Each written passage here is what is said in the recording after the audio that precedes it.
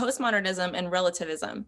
So a lot of people hear these words and they're becoming buzzwords, but what does that mean for the average listener, for my viewers? Yes. I would say maybe a portion of them understand what that is. What is postmodernism, and how do we see this in our culture and in the church?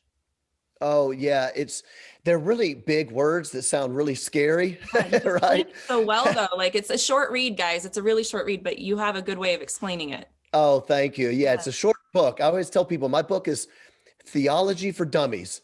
You don't have to be smart. I'm not academic. I understand things on really basic levels. I usually have a very convicted, strong understanding of deep concepts, but I don't understand them in the deepest way possible. So here's postmodernism for normal folks. All it means is this, that there is no absolute truth. Mm-hmm. Mm-hmm. And if there is no absolute truth, there's no absolute reality. And if there's no absolute reality, then there is no absolute morality. Nothing can be evil. Nothing can be just. Nothing can be righteous. Nothing can be truly and absolutely good. If you dig down into postmodernism, you'll get into other aspects, meaning that reality is not fixed. Reality is a perception. It's the way you view it. So the way I view, you could look outside and say, the grass is green. And you'd say, well, how do you know that's grass? You know, how do you know that green for you is the same thing as green for me? It might be the way I'm perceiving it. You get into all sorts of other things. Postmodernism is meant to be a little bit playful. It's a little bit like no one actually believes it. I made a joke to somebody. I said, it's pretty easy to prove that no one believes postmodernism because you go up to them and you slap them in the face. And then if they say, what'd you do that for? You'd say, you just slapped me in my face. I'd be like, that's not a face. That's a balloon. Yeah, it's like nobody really believes postmodernism because it's meant to be a little bit playful. Mm-hmm. What's really scary is how relativism changes it. Relativism makes it like there is no absolute truth, mm-hmm. but there is truth that can be kind of true for now. Maybe it's true for a certain kind of a people, for either a political agenda or some sort of moral revolution. And so it's kind of true for now. It doesn't mean that in 100 years that will be wrong, but it is wrong for now. And so that's when those things get dangerous. They say that identity politics, mm-hmm. it basically is born out of postmodernism. Identity politics is basically just, maybe you'd say it's a vehicle for political change, mm-hmm. that's birthed because of postmodernism, because we need to change reality. And if we're going to change reality, then we have to get a new majority culture, because majority culture is what presses down their view of reality upon everybody else.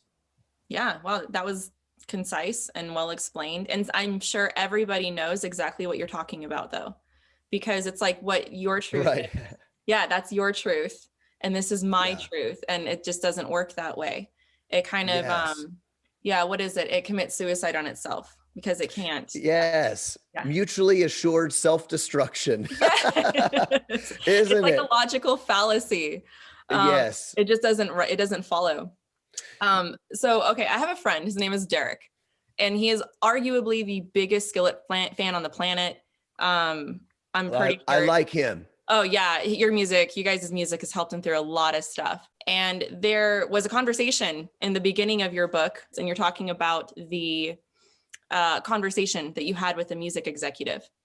And he's promising you fame. He's promising you all these things that the world would give you if you would just stop talking about Jesus. And Derek brought up a very interesting point that I think it was in 2009, prior to that incident, Skillet released their Awake album, and the title track, Awake and Alive, which is the song that the book is derived from.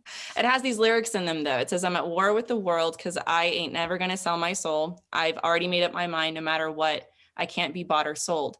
And this is incredibly interesting that you wrote these lyrics before this incident and almost as a test. And I was wondering if you could speak more, about this encounter and the influence it had on this book.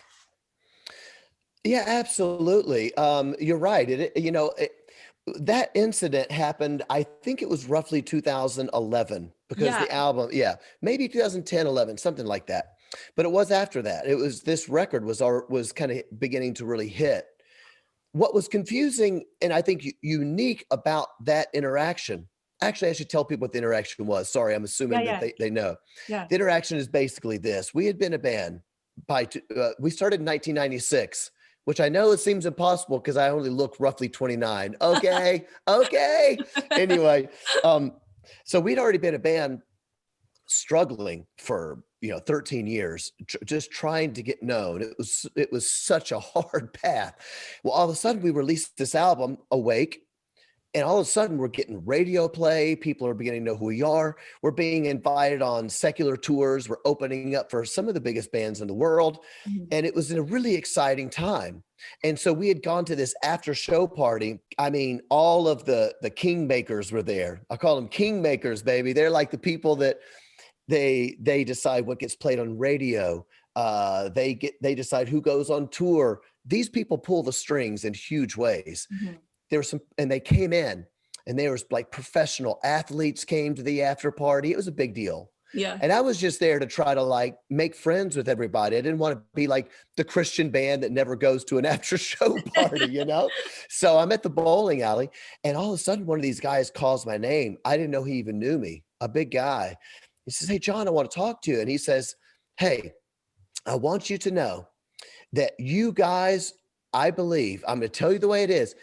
I think you could be the biggest band in the world."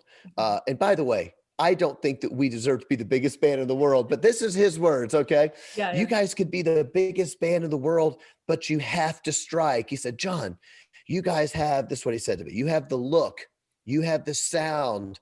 At that time in music, one of the reasons that Skillet could never get played on radio is because rock music was by nature angry. I would say that rock music has a little bit of an anger to it. And this guy said to me, "John, rock music, they're looking for positivity, and you guys already have positivity. Mhm. And people are beginning to love spirituality." This is 2010, right? So 2010, we had the emergent church movement was starting to boom. You had the new age movement starting to boom. We had everybody eating all natural foods, free range chicken or no chicken at all. Don't ever put anything into your temple that, these are people that aren't Christians, but they talk about their temple all the time. And he's like, "This stuff is so big and you already have it." And he says, "You're not getting it, John. I'm just going to tell you what I'm saying. You could be the biggest band in the world. Stop talking about Jesus. Stop doing Christian interviews. Stop talking about Jesus in those interviews and Mhm. rock interviews. Stop touring with Christian artists. Deny you were ever a Christian band." But the reason I wrote this in the story is because of the twist. He's Mhm. like, "I'm not saying to deny your faith, just don't talk about it." And he said, "Instead, talk about social," basically, he didn't say social justice, but that's what he meant. Mhm. "Talk about feeding the poor. And in so doing, you will be more like Jesus than someone that talks about Jesus." So the reason I added it in the beginning of this book was that I had already made a decision a long time ago. I would never, ever sell up my faith in Christ. But now I got somebody going, "Well, maybe he's right. Maybe it's a better way to be. It's more Christian than Christ. It's more Right. Christian than being a Christian. Maybe Yeah. there's a better way to be a Christian, which means to not talk about Jesus and to disassociate and to just do good in the earth." And are we not seeing the fruit of that right now in the social justice movement in Christianity? People are basically divorcing Jesus from the social justice gospel. They're divorcing the gospel from like doing good stuff. And so I felt that it was an important aspect to add in because lies have become truth. It's the devil twists things, and that's sort of like what we see now.